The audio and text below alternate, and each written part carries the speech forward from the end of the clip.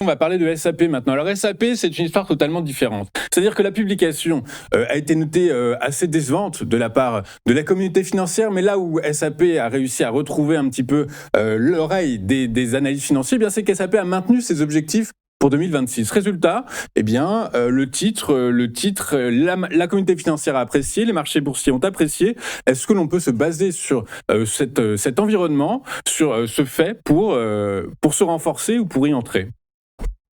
Alors, à titre personnel, je suis rentré justement sur cette annonce, donc j'en ai profité effectivement, et je suis rentré sur le fait que l'annonce n'était pas si mauvaise que ça, et surtout que la réaction des opérateurs à cette annonce était plutôt bonne. Et je suis rentré et en action et en option pour profiter effectivement d'un run potentiel. Bon, maintenant, si je dézoome, effectivement, je rappelle aujourd'hui, je vous fais les deux ex-stars de la côte européenne, puisque les deux ont été pendant quelques trimestres les plus grosses capitalisations en fait en Europe, et les deux ont perdu plus de 50% de leur valeur, ce n'est pas rien.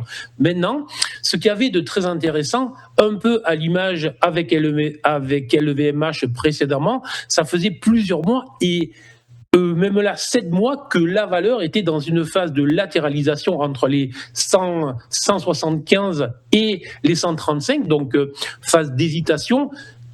Très souvent, je vous en parle là, on peut appeler ça des phases d'accumulation, mais ce sont des phases où le pessimisme est à son comble et où justement les opérateurs les plus agressifs et ceux qui sont au courant d'un retournement potentiel sont en train d'accumuler des positions. Et ce qu'il y a eu de très intéressant ces derniers jours, ça a été la cassure justement des supports.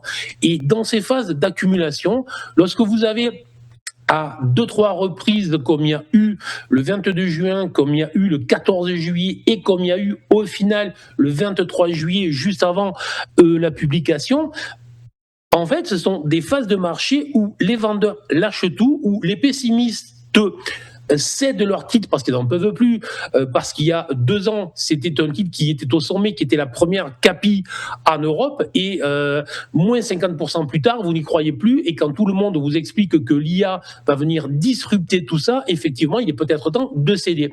Et lorsque ça break, lorsque ça casse un support, effectivement, en fait, c'est souvent des signaux de capitulation. Alors, c'est très compliqué parce qu'il peut y avoir plusieurs signaux. La preuve là, sur le graphique, je vous montre qu'il y en a eu 2-3, dont 2-3 cassures de support avant le rebond. Et même si là, on rebondit très fort entre 130 et 153, puisqu'encore aujourd'hui, on est en hausse après 2 très fortes journées, ça ne veut pas dire que ça rebondisse durablement. Ces phases d'accumulation sont des phases très compliquées à travailler. Maintenant, en toute honnêteté, il semblerait, lorsqu'on voit que, par exemple, les analystes sont en train de réviser à la baisse les cours de bourse, mais que certains sont toujours à 300 €, on voit bien qu'il y a une grosse marge, une grosse possibilité de rebond. Et je continue, et je suis à peu près persuadé que il y a eu que l'on a d'un côté une euphorie un peu trop forte sur l'IA et qu'on a de notre côté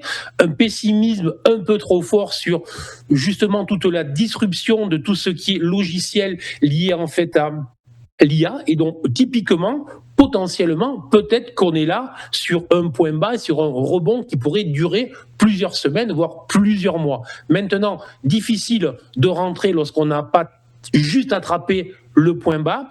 Donc, mon conseil, ça va être potentiellement, on est sur un rebond. Il faut gérer son risque, bien évidemment, et surveiller un pullback potentiel.